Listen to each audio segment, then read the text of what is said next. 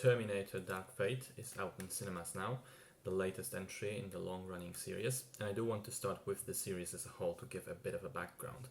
I personally only saw the first two movies. Terminator, released in 1984, was a really solid horror film, essentially, and the follow-up to it, Judgment Day, released in 1991, is easily one of the best action movies ever created. Then there were three more movies: Rise of the Machines, Salvation, and Genesis. Haven't seen any of them, but by all accounts, they're pretty awful. And as far as I'm aware, they really mess with the continuity of the series, as in every single one ignores most of the other previous ones. And now comes Dark Fate, which, surprise, ignores every film except the first two. It is a direct sequel to Judgment Day. Now, since the series has been going on for quite some time without notable success, this was seen by many as yet another try at replicating the long gone magic, and as such, many people were worried. On the other hand, for this film, not only is Arnold back once again, but Linda Hamilton returns in her iconic role of Sarah Connor, one of the most badass women in the history of cinema. James Cameron was also hyping the film up. He was not involved in any of the last three, and now he's back too, although only as a producer. So on to Dark Fate itself. The story opens with Sarah Connor back in the 1990s after Judgment Day for a quick, shocking scene, and so I don't want to reveal what happens, but then we quickly jump to 2020 to Mexico City. Like we're all used to, someone arrives from the future, and like we're all used to, it's two people. One of them is a Terminator played by Gabriel Luna, the other an enhanced woman, sort of hybrid between human and machine, called Grace, played by Mackenzie Davis. The first one wants to kill a person, the other one protect her, and in both cases the target is the same, a young girl named Dani. Things quickly come to a head, both time travelers fight, and Dani along with Grace end up on the run, soon joined by Sarah Connor herself. And between her and Grace, it becomes apparent that we're in a similar scenario as before, as Dani's survival is crucial to humanity's future.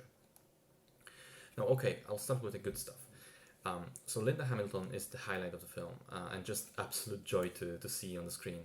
She embodies Sarah Connor, owns the character completely. She's 30 years older now, but we have no trouble believing it's still her, that despite her age, she still kicks ass. And crucially, that she's still flawed, because that's what made her character so interesting before. She wasn't just a perfect badass, and she had her demons.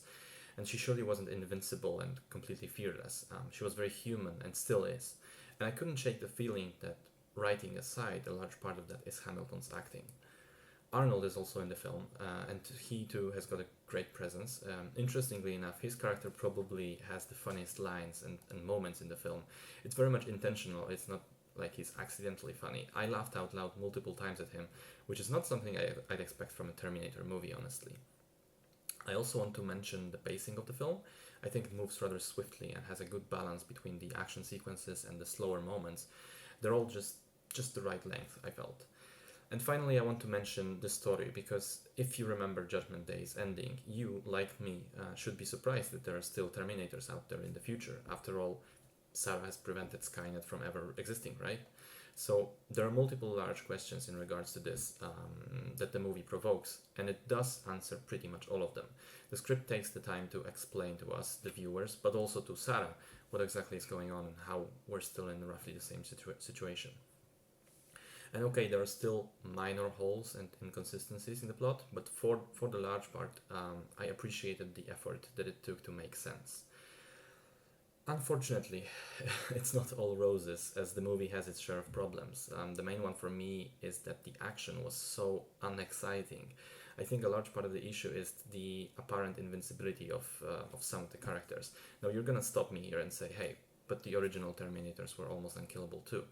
True, but there was much more physicality to them, and even when they couldn't be killed, the way the characters were able to hurt them in the previous films felt more visceral, more real. I think this comes down to a key difference in the movie production specifically, and that's that the old films used primarily practical effects and stunts, whereas this one is almost fully CGI. It really is a prime example of how over-reliance on computer-generated effects makes the characters look rubbery and unreal. And because of that, it removes the suspense and the audience engagement. If I clearly see that those are not real things happening to real people, then I don't really give a fuck about those fights, right? There's also a problem with cinematography. The third act has this large set piece, which is supposed to be the pinnacle of high octane action, but it takes place at night with very little visibility and suffers from quick, choppy editing. The result is that I was trying to keep up with it, but I couldn't. Okay, so this character was thrown across the room and is now there. These two are fighting. Where's the last one? Which angle are we now seeing all this from? Whoa, an explosion. What exactly exploded and why? What's going on? You can't call it any other way. It's just incomprehensible. Fortunately, that only goes for one, although prolonged, action sequence, because most others are easier to digest. The final problem, and the biggest one for me, is the story. As you may have noticed from the plot summary, it's essentially the same thing being done once again. Dani fills the role of Sarah in the old movies. She's a damsel in distress for the first couple of scenes and then sort of gets more competent as the story goes on. And one guy tries to kill her, the other person tries to save her, the future hangs in the balance. It's trying to remake Judgment Day, but it's worse in every aspect. The key one being the difference between Dani and Sarah Connor. See, Dani is almost a Mary Sue character. She requires saving at the beginning, but pretty much right after that, she becomes brave and bold, and she's one of the ones that keeps saying, "Yeah, we don't run, we have to fight this, we can do this," etc.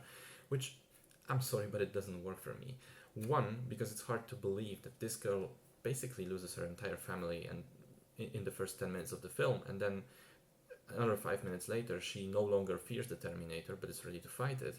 And second, because it just reeks of Hollywood's modern day fall feminism, where the filmmakers are like, well, we need strong female characters, so let's just make the protagonist a lady and have her be badass, without any understanding that what makes a character badass is not that they lack flaws, but that they overcome them.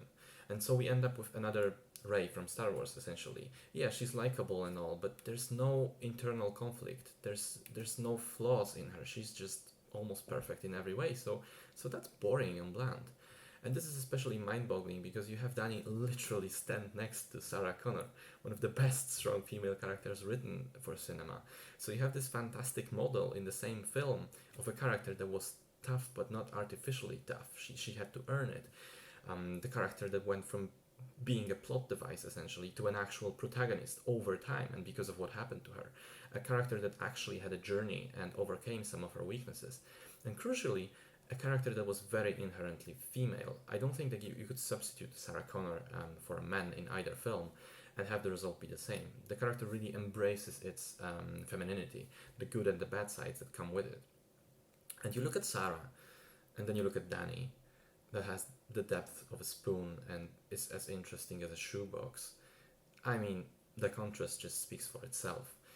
So, to bring all this to a close, I know I've ragged on more than usual, and I want to make it clear that it's not a terrible film. It's passable, it's somewhat enjoyable even, but it does feel unnecessary. And I hate this particular term in relation to movies, because you could really say that about any film, but in this case it really fits. Judgment Day was a fantastic conclusion, and there really is no need for new movies in the Terminator universe. Hell, even the fans were not particularly thrilled about the prospect of another sequel. And then the filmmakers go and make one anyway, and they do it with almost no creativity, no freshness, just a more bland and forgettable version, a rehash of Judgment Day. And that word forgettable would normally be a straight insult, but in this scenario I kind of hope I will be able to forget it, just to preserve the fond memory of the classic that it tries and fails to replicate.